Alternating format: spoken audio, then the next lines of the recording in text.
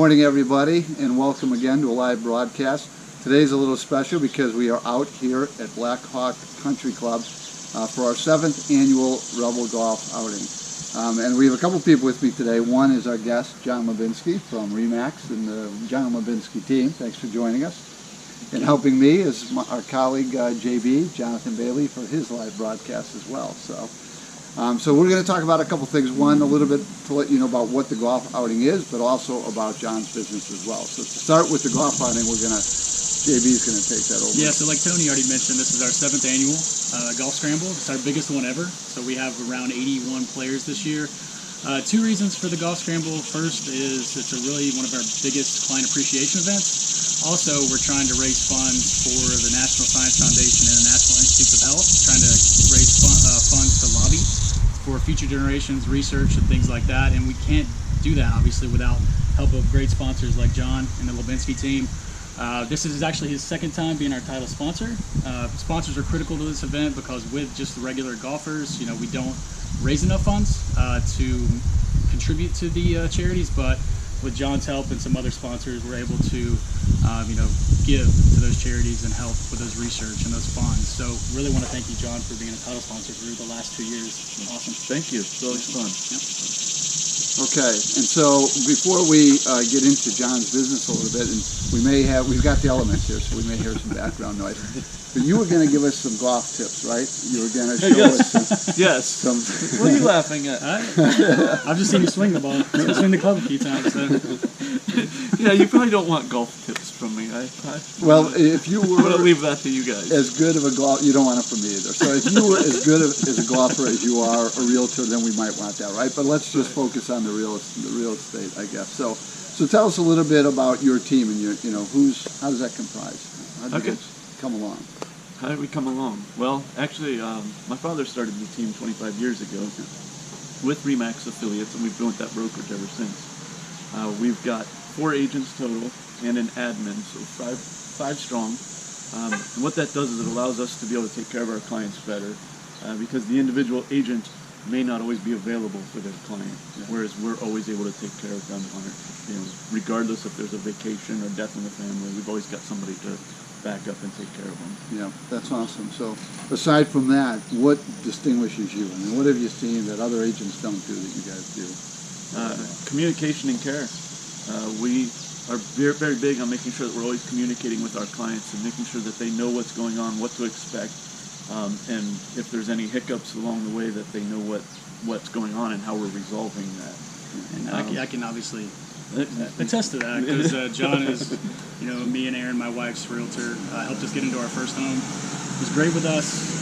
Educational, obviously, just the education of the home itself, what you need to look for, stuff like that. So John is fantastic, and we just had a really great experience with you guys. So I appreciate that.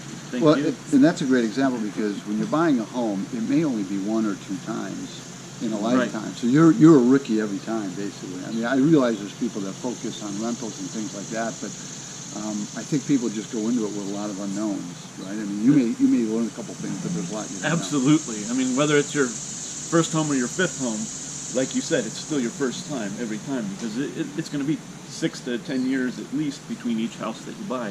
And to remember what's going on and to keep up with the changes of the market, it's incredibly difficult unless you're in the industry. Yeah. Let's talk about Columbus specifically. I mean, we were talking earlier. I think we've got about 1.4 million people here, and we think we're going to add another million projected in the next 20 years. So just growing like crazy. I mean, any of us can see things are going up all over, right?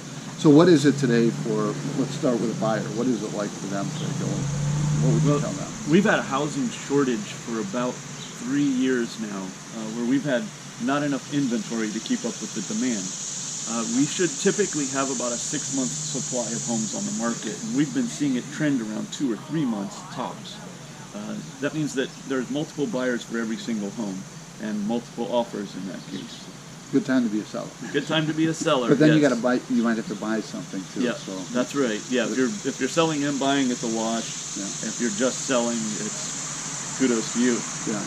And any tips for the new first-time buyer? I mean, general ones. I mean, aside from calling you and learning more about what you guys do to help people. Be prepared. Don't just go look at open houses right off the bat. Get with an agent, talk to them, go over what you need to have in place prior to making offers, such as your pre-approval.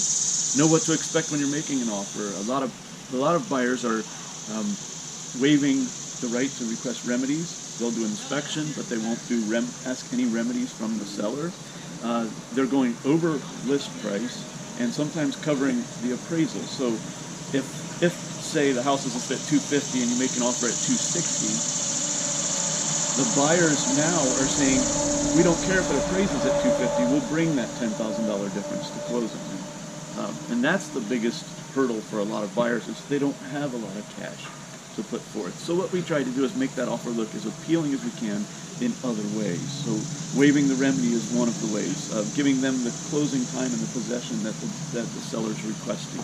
And then making sure we're with a lender that is willing to communicate with that seller and let them understand how strong of a buyer they are.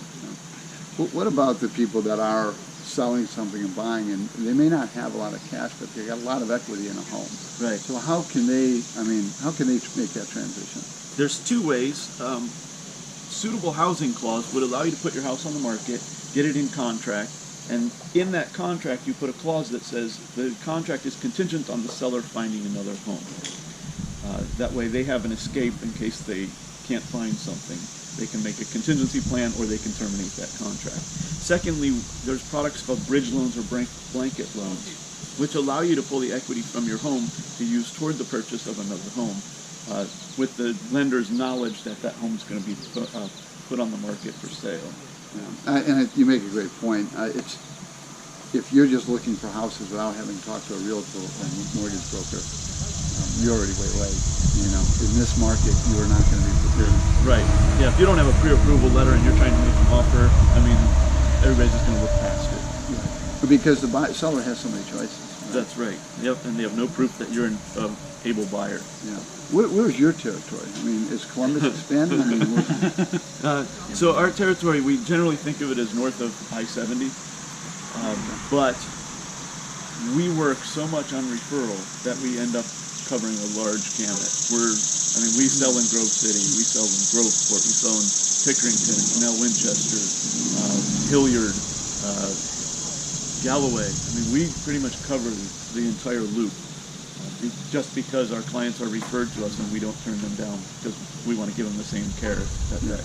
And then we were talking yesterday, and you also mentioned too that you've been helping do a lot of relocation, right? Outside of Ohio as well, correct? Right. Well, so most of my clients are moving out of Ohio or moving into Ohio. So they're either selling the house here and moving elsewhere, or they're moving here from another location. And so in that case, a lot of times what we do is we actually go and do video tours. So we'll get permission from the sellers to go in and do video that we can send over to our clients so they can look at it. Or we'll do a FaceTime tour so they can at least get a preview of the home. Okay. Just to be clear, you said most of your clients are moving? Sorry, most relocation clients are they're going to be moving in town or out of town. That's what I thought. I just want people to know that, you're not just specializing in No, not just relo. We do a lot of them, but not just right. That's a small part altogether, yeah. So, okay. But I'm more curious about this too. Like, what areas or communities do you think, if you had to pick two or three that are obvious, or maybe just one, that are really hot right now? Yeah, or, there's a lot of growth. Yeah. Oh, man. Well, you could go Dublin, say Plain City, because it's Dublin schools. Dublin itself is kind of maxed out for the most part, but Plain City is growing, which is also Dublin schools. Delaware is growing leaps and bounds.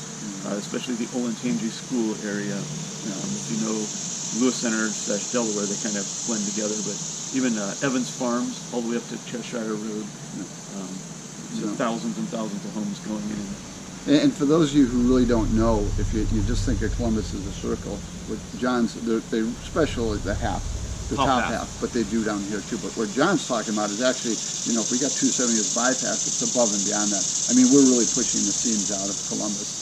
Oh yeah. And, without, as we talked about, a lot of infrastructure that's coming into place, right? And so you want to think about those things, especially if you're relocating here too. Right.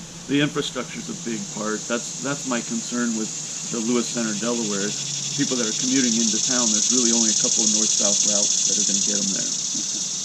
All right. Well, thank you. Thank you. It's been great. We appreciate your sponsorship and joining us today.